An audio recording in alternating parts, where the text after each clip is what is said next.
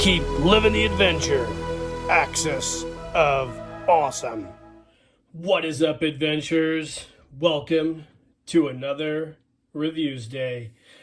I got a pretty cool review for you guys today. A few months back, I was perusing the internet, came across an estate sale, and I picked up this really cool TB League Death Dealer figure, and that is what we're going to be doing today, so stay tuned. Hi guys, welcome back. So like I mentioned in the intro, I found this really cool Death Dealer figure. Now I've wanted a Death Dealer figure for a long time now. I kicked myself in the butt because I didn't buy the Mezco Toys 112 Collective Death Dealer figure. Reason being, it was a little expensive, and I'd already pre-ordered the Conan figure, and sometimes you just gotta, pass on stuff. So I looked at the TB League ones. I didn't really want to get them. Didn't really know much about these. I know about the 1/6 scale TB League bodies, the seamless bodies, but this came up in an estate sale for a really, really good price. I decided to bid on it and got it. And lo and behold, here it is for our Reviews Day. So you can see it comes in a really interesting box. It's not very big at all. When I first went to pick it up, I was like, where's the figure? And it's in this really cool plastic storage case. You can see on the side, it's got the 1/12 scale Death Dealer action figure. Really cool. It's got a few warnings and whatnot there. And on the back, the TB League logo. Made in China, like everything in the whole freaking world. So it's a plastic case, like a Tupperware style case. And on the inside is your completed, or not completed, I guess your Death Dealer figure. Alright guys, so like I do with all my reviews, here's the overhead view of the figure proper in his foam casing. You can see you get a lot of different items to complete this figure. You've got, I think, feet here, leg gauntlets, arm gauntlets, or I guess leg shin protectors, arm gauntlets, a necklace of some type, the Death Dealer's iconic helmet right there, and then the body proper. You take the foam portion out here, and you get the weaponry. You have the signature Death Dealer sword, as well as his sheath and the battle axe.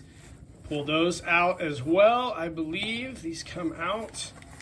These are kind of weird. When I started messing with this, I was like, this is pretty odd. So let's take this out. We get a Death Dealer cape. Take that out, and you get a figure stand, his signature shield, as well as hands and something to pose him with. So a lot of different accessories come in this little package here, which is pretty neat. I didn't know what to expect when I bought this. When I first picked it up and looked at it, I was confused. And then when I started to take it apart and look at it, all the items were there, and pretty neat. So we'll pause the video, get some of this gear on this guy, and come back and do a proper review of him.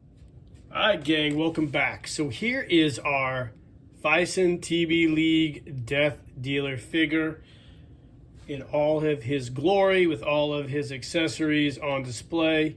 A few things about this figure before we get going. It's not a bad figure. It's actually kind of a weird figure. He stands around 6 inches, a little higher, 6 1/4 at the spire on his helmet. An odd figure to say the least. A few things about it that I find odd. The scaling's a little weird. Now, the head seems to be a little small for the body. The feet are a little weird. There's a lot of nice detailing. We'll go over that here in a second. But the scaling for the figure is a little weird. I'm not sure what to think about it. When I compare him to my other 1/12 figures, like my Mezco 1/12 Collective Conan, he looks a little odd next to him. So I'm not really familiar a lot with the TB League figures in the 1/12 scale. I am with the 1/6 scale.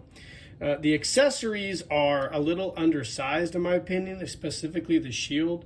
The shield's a little odd. I don't like the fact that it has just the cheapo elastic and this handle here. I don't really know how to go about holding the shield in his hand. It's kind of odd in my opinion. It comes with a few different hand variations, the two action style hands here, as well as a couple of fists, like, oh, excuse me, a couple of fists here, and some hands that grip the weapons. He comes with an axe. The axe seems to be a little small for this figure, out of scale for what you usually see from the Death Dealer in the Frank Frazetta art prints. And then there's the scimitar style sword. I'm not really sure how to hook it to the belt. I'm sure there's a way if I looked it up on the internet, but it's a little undersized as well for the figure, I believe. The detail in the figure is actually nice. The soft goods stuff seems to be pretty cool. The armor sculpting on the feet is really cool. He has these really neat spurs that actually spin, which is a nice detail. The TB League bodies are really weird to me. The weird soft mushiness of the body with the metal skeleton is just very, very odd. I just find the texture to be weird. On top of that, I feel like this should have came with a couple more helmet variations of the Death Dealer, but this is all it really came with. And then there's, the soft goods cape here, which is a little cheap in my opinion as well. But all in all, it's an okay figure. The figure stands kind of cool, I guess, if you want to put him on there. It's got this snake style metal portion here, and then you can extend this out to grip around his waist. But all in all, the figure is okay. Now, I don't like the shield. The scaling of the accessories is a little off. The TBT body is kind of weird, mushiness, and the detail and the size of the head and the weapons is a little off as well. So it's not a bad figure. I definitely don't think you should pay the MSRP of $130 or whatever this thing goes for right now. That is a complete and utter ripoff for this figure. I got this for $50 and some change at a estate sale, so I thought that was a decent price, but looking at it right now, I don't really think that's a decent price. A few final thoughts on the figure. I would much rather have the Mezco figure in this scale, but unfortunately that thing goes for way too much money, which brings me to a point I really want to make to all you guys out there.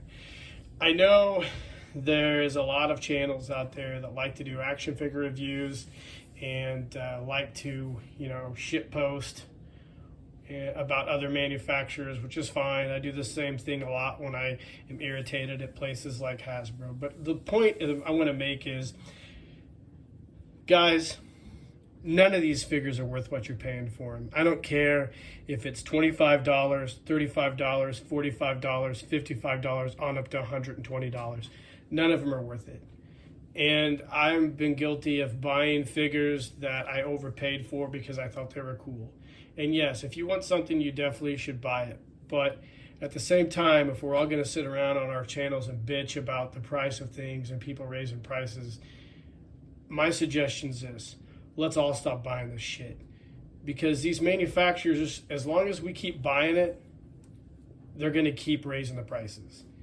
And the fact that this is a $130 figure, which 10, 15 years ago, a 1/6 scale figure, highly detailed with several accessories, was around $80, maybe less. And this is more than that, is pathetic. And we're all culpable in that because we all buy this stuff and we all continue to support all these manufacturers who are completely ripping us off. So my suggestion is we stop buying this shit. We stop letting these guys screw us over and take advantage of us. I don't care who the manufacturer is. I don't care if you think somebody's awesome because they're not raising their prices. I don't care about any of that. The fact is, all of them are guilty of basically gouging us. And this is a great example of that. I think the figure's cool, but this thing is definitely not worth the amount of money people are charging for it. So, and that's the case with all this shit. Super 7, Hasbro, McFarlane Toys, Mezco. they're all fucking crooks in my opinion, and we're all getting ripped off. So keep that in mind, guys. It's just my opinion, but we're all getting ripped off, and we all got to stop getting ripped off. So anyways, I hope you guys enjoyed the review. Maybe it seems a little negative towards the end, but I'm adding this guy to my collection. I'm glad I didn't pay full price for him, and it is what it is. It's an okay figure. I definitely would never have bought this at retail. So, guys, that's about it. This has been a review of the Fison TB League Death Dealer figure. Hope you enjoyed the review. Like and subscribe to the page, hit the notification icon. Let me know what you guys think of this in the comments, whether you agree or disagree with me on all this crap. And in the meantime, guys, keep living the adventure, and cheers.